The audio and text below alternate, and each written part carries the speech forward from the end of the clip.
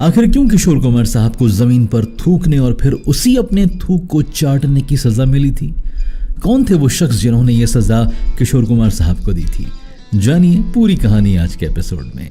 दोस्त, आप माने या ना माने, लेकिन सिंगर और एक्टर बनने के बाद किशोर कुमार साहब भले ही मुंबई में रहे, लेकिन हमेशा वो कहते थे कि वहां पर एक बेचैनी उन्हें परेशान करती है। वो हमेशा ही अपने गांव यानी कि खंडवा को याद करते थे, वहां की गलियों को, वहां की सड़कों को और वहां के लोगों को। और अक्सर वो कहते थे कि वो तमाम बातें उन्हें खींचती हैं। आप जानते ही होंगे किशोर कुमार साहब के जो डैड थे वो एडवोकेट थे, 3 भाई 1 बहन। डैड बहुत गुस्सा करने वाले थे और उनका पूरा घर उनसे बहुत डरता था। अब जाहिर तौर पर किशोर कुमार भी अपने डैड से डरते थे।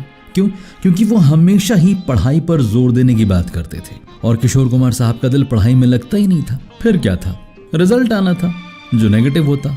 अब जब अपने डैड को रिजल्ट दिखाने की बारी आई तो ये ख्याल ही उनको अंदर तक डरा कर रख रहा था। आप जानते हैं किशोर कुमार साहब ने क्या किया?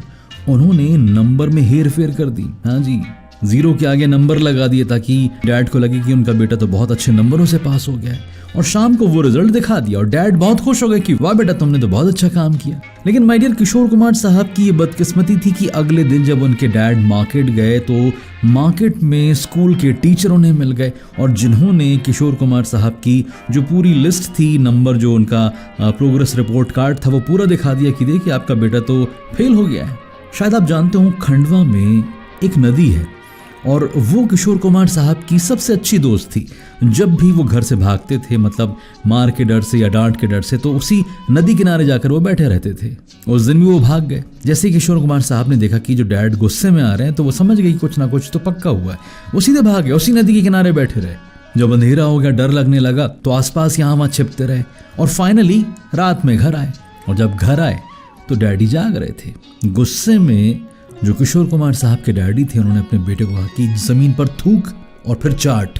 अब किशोर कुमार साहब छोटे बच्चे थे, पापा डांट रहे, वो भी गुस्से वाले, किया जो उनसे करने को कहा गया। लेकिन आप जानते हैं जो किशोर कुमार साहब के बड़े भाई थे वो ये सब देखकर मुस्कुरा रहे थे। मैं ये बातें आपसे इसलिए शेयर कर रहा हूँ क्योंकि जिंदगी किसी बड़े स्टार की हो, किसी बड़े सिंगर की हो या फिर आम इंसान की जिंदगी हो, बचपन की ऐसी बहुत सी बातें होती हैं जो हमें जिंदगी के एक मुकाम पर पहुंचने के बाद गुदगुदाती हैं और हम उन्हीं बातों को याद करके मुस्कुराते हैं। आज जब जिंदगी दौड़ भाग में उलझी हुई है, नफरत में उलझी हुई है, तो मैं चाहता हूं कि आप अपनी जिंदगी के कुछ ऐसे ही पलों को याद करें और मुस्कुराएं और हो सके तो एक दूसरे से प्यार मोहब्बत से पेश आएं। आज के लिए इतना ही। This is RJ John signing of.